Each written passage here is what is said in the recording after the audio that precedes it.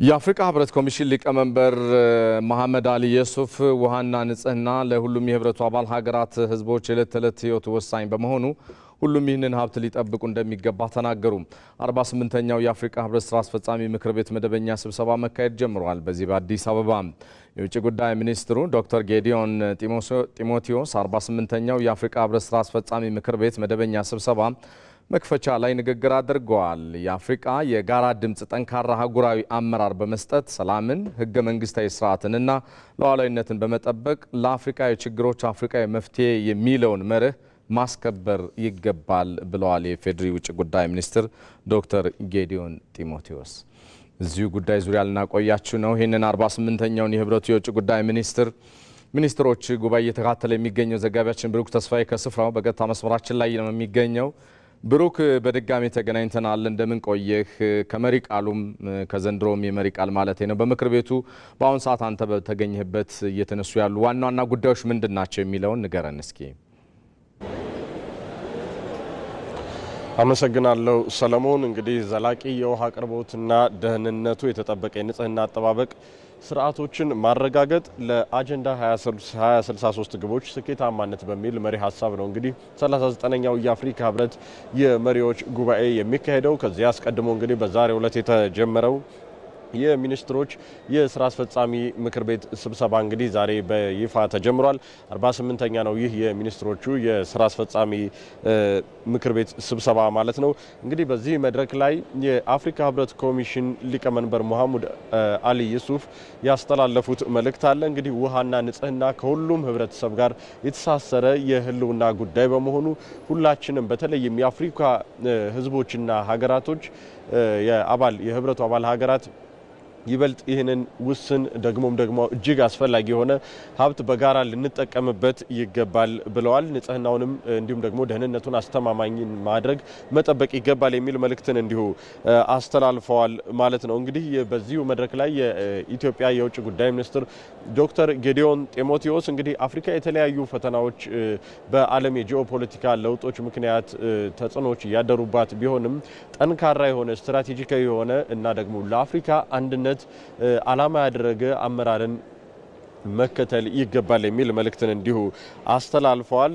የህገ መንግስታዊ የሆኑ የስርዓት ለውጦችም እንግዲህ የአህጉሪቱ ፈተናዎች ናቸው። እነዚህን ማክሰምና ማስቀረት እንደሚገባና የአፍሪካን ሰላምና መረጋጋት መጠበቅ የተፈጥሮ ሀብቶቿን ይበልጥ አውጥቶ ተጠቅሞ በኢኮኖሚ ደረጃ የበለጸገች አህጉርን ለመገንባት የሚያስችል አቅምን መፍጠር እንደሚገባም እንግዲህ በመልእክታቸው ዙሪያ ካጠነጠኗቸው ጉዳዮች ውስጥ ነው ማለት እንችላለን።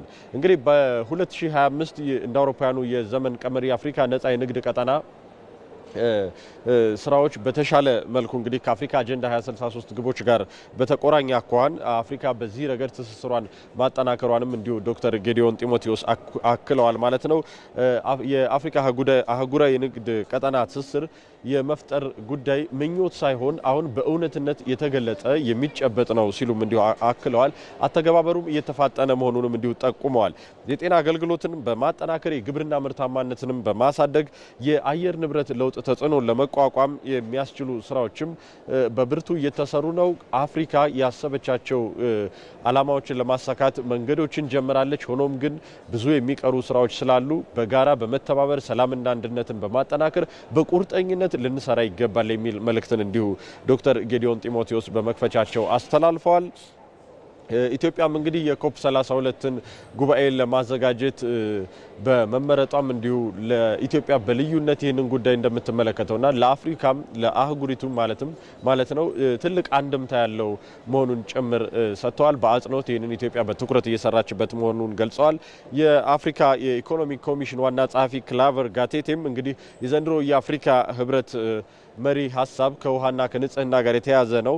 በአሁኑ ወቅት እንግዲህ በአፍሪካ ከ300 ሚሊዮን በላይ ሰዎች ንጹህ የመጠጥ ውሃን አያገኙም ብለዋል። እንግዲህ 780 ሚሊዮን ያክሉት ደግሞ በቂ የሳኒቴሽን አገልግሎት የላቸውም። በውሃ ወለድ በሽታዎች ደግሞ በየሰዓቱ በአፍሪካ በአማካኝ ወደ 115 ሰዎች ገደማ ህይወታቸው ያልፋልና የውሃና የንጽህና ጉዳይ የጤና ጉዳይ የህልውና ጉዳይ በመሆኑ ይበልጥ ትኩረት ልንሰጥበት ይገባል ብለዋል። አፍሪካም እንግዲህ በዓለም አቀፍ ደረጃ ተወዳዳሪ ልትሆን የምትችልባቸው ነጥቦች ብለው የተወሰኑትን ጠቅሰዋል። እንግዲህ የልማት ፋይናንስን ማጠናከር ሲባል እንግዲህ አፍሪካ በራሷ ራሷን ፋይናንስ የማድረግ አቅምን ማጎልበት እንደሚገባትና እንግዲህ ከሀገር ውስጥ ጠቅላላ ምርት ደግሞ ከፍተኛውን ድርሻ የሚይዘው የሀገር ውስጥ የግብር አሰባሰብ መሆን እንደሚገባውም ጠቁመዋል። የተቀናጀ የመሰረተ ልማትን ማጠናከር፣ የአፍሪካ ነጻ ንግድ ቀጠናን እንዲሁ ማሻሻልና የፖሊሲዎችን ቅንጅት መፍጠር ለአፍሪካ ብልጽግና ሁነኛ መፍትሄ ነው ብለው እንግዲህ ካነሷቸው